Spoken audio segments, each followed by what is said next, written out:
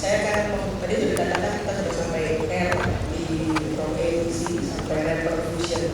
Yang saya bawakan adalah tentang medical reperfusion, yaitu dengan fibrinolytic therapy. Atau pasti sudah berkali-kali disebutkan yang dilakukan reperfusion segera itu adalah ACS yang STEMI, yang external elevation myocardial infarction, yaitu adalah suatu sindrom klinis yang bisa dengan simptom myocardial ischemia dan terdapat elevasi dari gambaran EKG-nya. Elevasi disebutkan ada new elevation at least pada dua lead yang berdekatan dari EKG, lebih dari 2 mili pada laki-laki di lead prekordi V2 V3, lebih dari 1,5 mili pada perempuan di lead V2 V3, dan di lead lain lebih dari 1 mili itu sudah masuk yang elevation myocardial infarction. Kita coba mulai dulu dengan suatu contoh kasus. Ada seorang laki-laki usia 55 tahun, keluhannya nyeri dada berat 4 jam sebelum datang ke UGD. Ada keringat dingin dengan faktor risikonya rokok, hipertensi, dan dislipidemi. Saat datang ke UGD, ketemu dokternya masih menjadi dada. Apa yang dilakukan kalau dapat pasien sejawat jaga di UGD, pasien dengan keluhan nyeri dada, dari tadi sudah berkali-kali disampaikan, pasien dengan keluhan nyeri dada yang dicurigai asalnya dari jantung dan dicurigai suatu sindrom koroner akut, dalam waktu 10 menit sudah harus dilakukan EKG. EKG-nya diinterpretasi secara benar untuk menentukan ini pasien tersebut merupakan kandidat untuk dilakukan reperfusi atau tidak. Ini dalam 10 menit EKG sudah kita lakukan, yang didapatkan adalah nampaknya mungkin agak kurang sedikit, nampak jelas sekali ada elevasi di lead 2, 3, AVF, V4, V5, dan V6. Tadi ingat konsepnya 4 jam datang ke UGD. Apa yang harus kita lakukan? Yang pasti ini pasien dengan STEMI masih di bawah 12 jam, kandidat untuk reperfusi. Tadi beberapa kali juga disampaikan, kalau dari guideline di Eropa, STEMI itu pilihannya 2, yang memang yang lebih diutamakan adalah kalau pasien itu kebetulan datangnya di center penyedia kesehatan yang ada fasilitas untuk dilakukan primary PCI. Tapi kita tahu sendiri di Riau yang rumah sakit yang bisa melakukan PCI ada 3, RSUD Arifin Ahmad, Rumah Sakit Awal Bros, dan Mega Hospital, dan 3-tiganya ada di Kota Pekanbaru. Di luar Kota Pekanbaru tidak ada yang bisa melakukan PCI. Jadi pasien-pasien datang ke UGD dengan diagnosa STEMI yang kebetulan datang ke rumah sakit yang memang bisa PCI ini bisa dibayangkan hanya sedikit sekali dari semua pasien STEMI yang ada di Riau. Demikian juga dengan guideline yang dari Amerika, yang disuka lebih diutamakan adalah kalau pasien-pasien itu sudah datang di rumah sakit yang sudah bisa PCI. Namun yang kenyataannya di negara-negara Islam di sini juga sebagian besar itu mereka datang di rumah sakit yang tidak bisa melakukan PCI. Kita tahu sendiri di Riau rumah sakit yang bisa melakukan PCI ada 3, semuanya di Pekanbaru dengan lebih luas jauh lebih besar dibanding rujukan yang bisa dilakukan untuk pasien-pasien STEMI segera dilakukan PCI. Sehingga pilihannya apa? Pilihannya kalau pasien dengan kandidat reperfusi datang ke tempat penyedia kesehatan yang tidak bisa melakukan PCI dan indikasi untuk dilakukan reperfusi, tentu kita harus melakukan reperfusi secara medikal.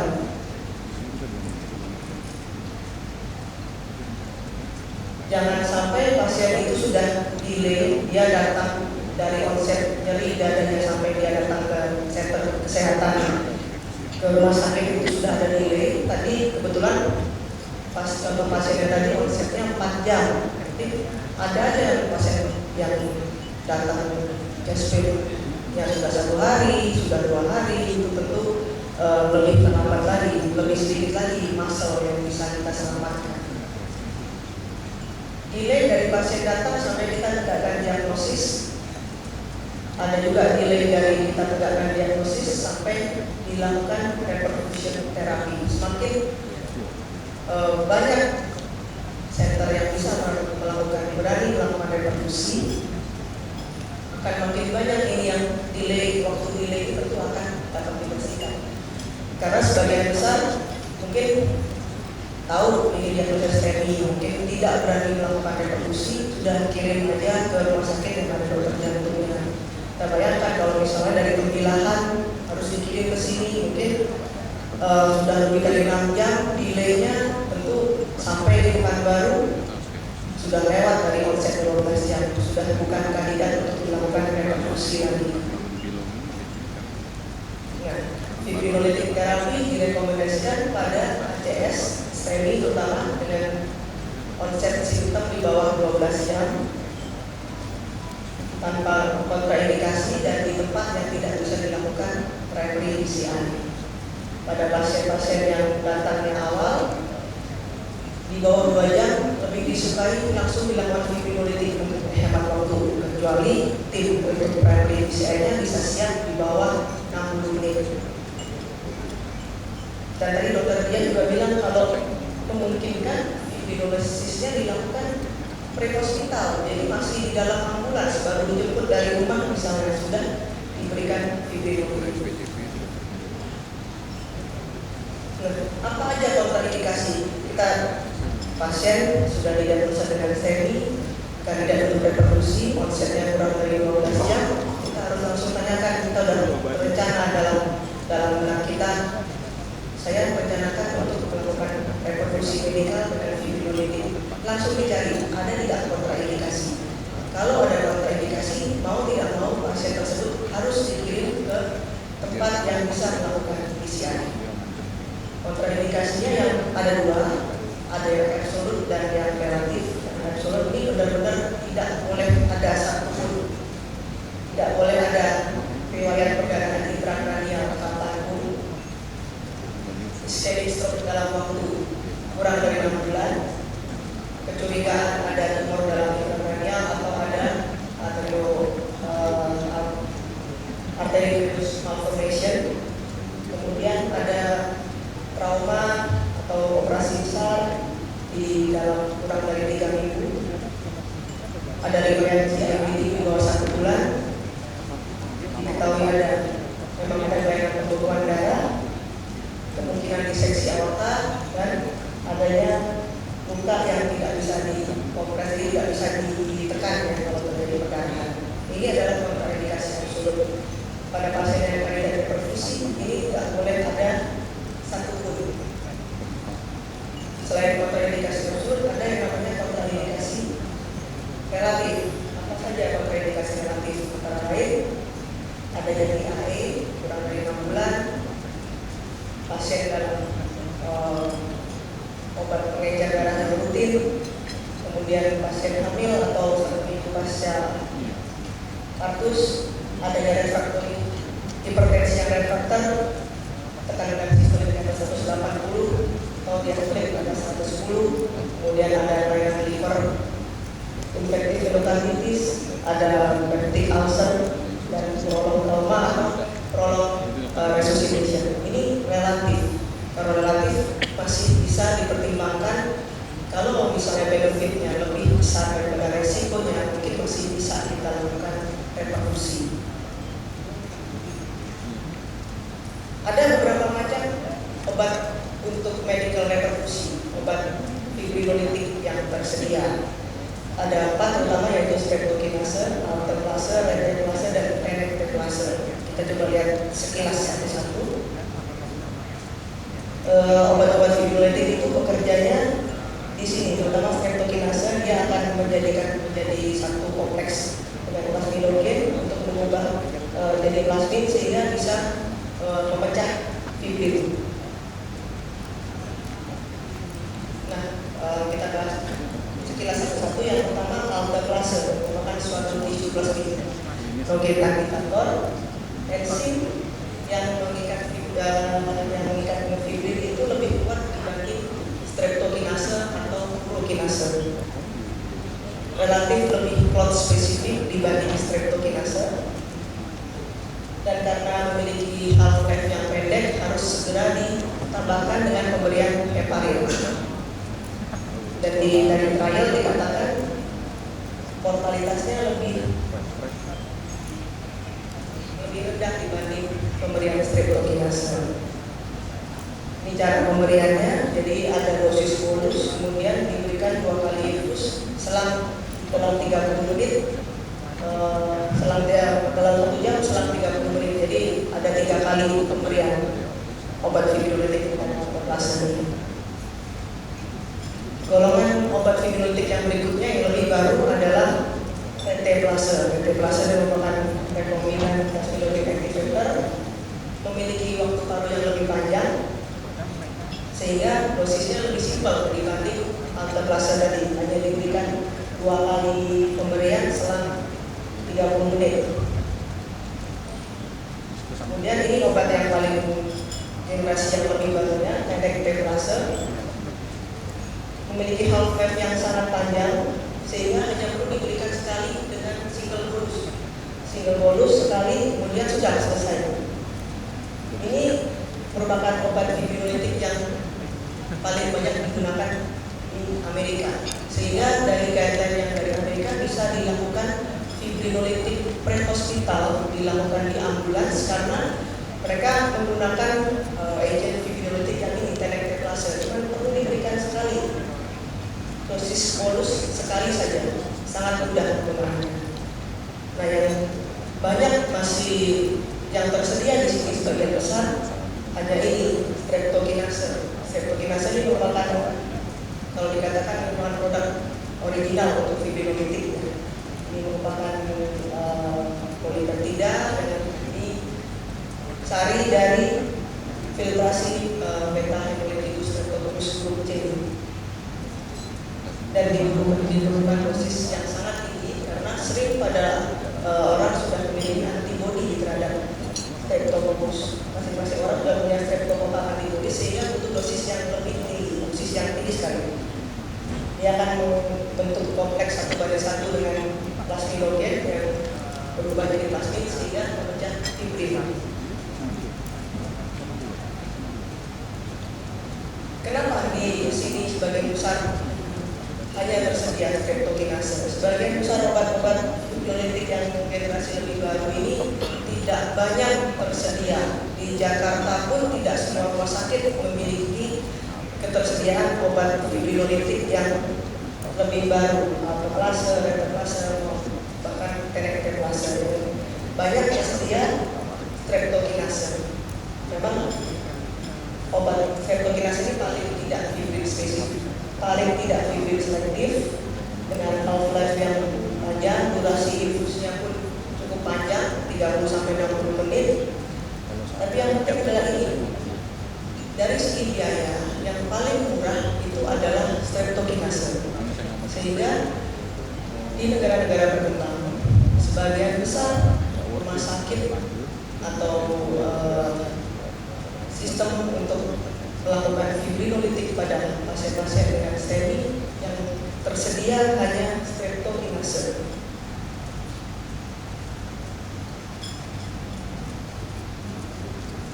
Di Riau sendiri, streptokinase tidak di seluruh rumah sakit tersedia. Di daerah Pekanbaru saya yakin hampir semua rumah sakit pasti di masing-masing rumah sakitnya ada streptokinase. Sedangkan di kota-kota lain kemungkinan hanya di Duri, Dumai itu saja yang di RSUD yang ada streptokinase. Kenapa harus tersedia? Karena tadi mengejar target waktu dari first medical contact kita tegakkan diagnosa STEMI untuk kandidat reproduksi itu harus dilakukan fibrinolytik, targetnya adalah 30 menit. Nah, dari pasien datang mulai itu UGD sampai obat fibrinolytiknya diberikan itu targetnya 30 menit. Tentu target ini bisa tercapai kalau memang obatnya sudah tersedia di apotek di rumah sakit tersebut. Kalau obat ini masih harus cari dulu ke apotek lain, tentu target 30 menit ini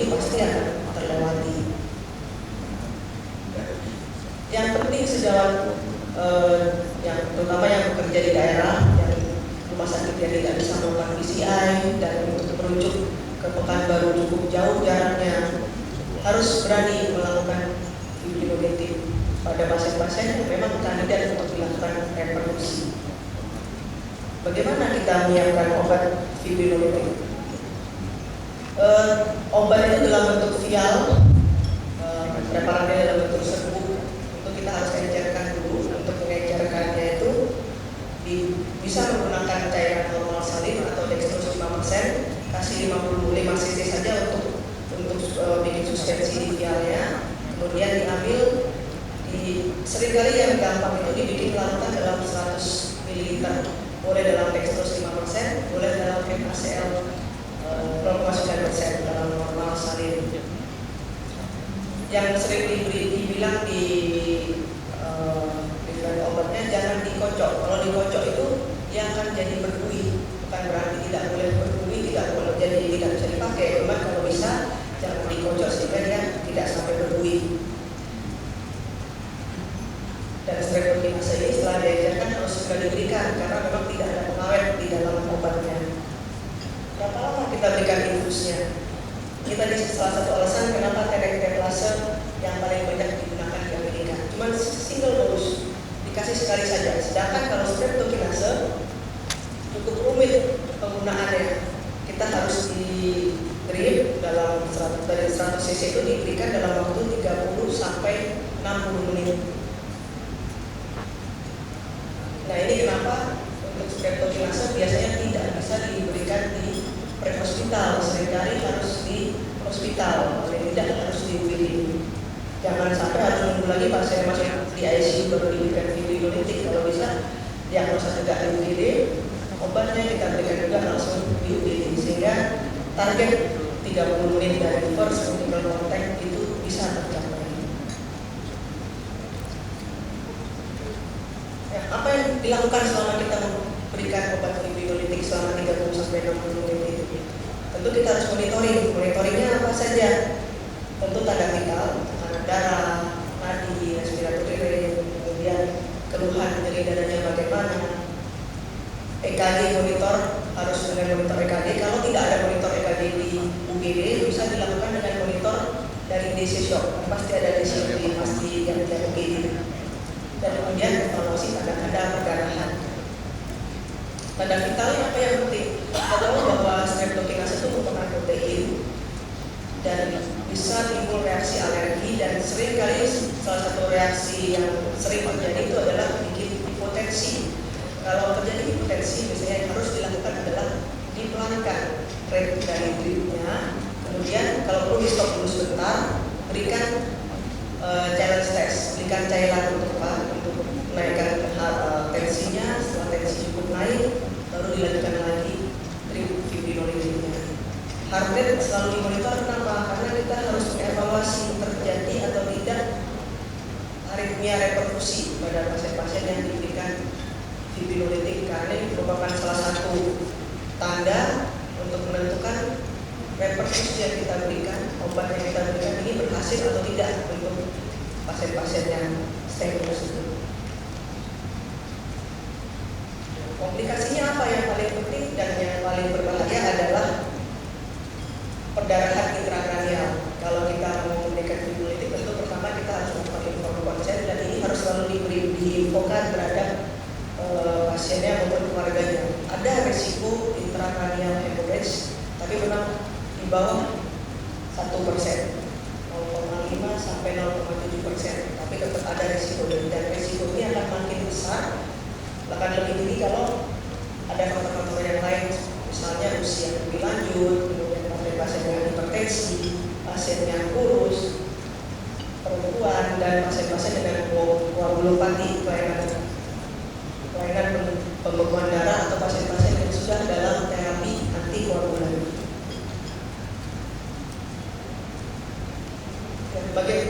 Bagaimana kita menilai reperfusi yang kita berikan dengan menggunakan streptokinase ini berhasil atau tidak? Ada 3 hal yang terutama harus dinilai, yaitu bagaimana nyeri dadanya, kemudian ada atau tidak aritmia reperfusi, dan resolusi dari ST segmen dari EKG. Nyeri dada kita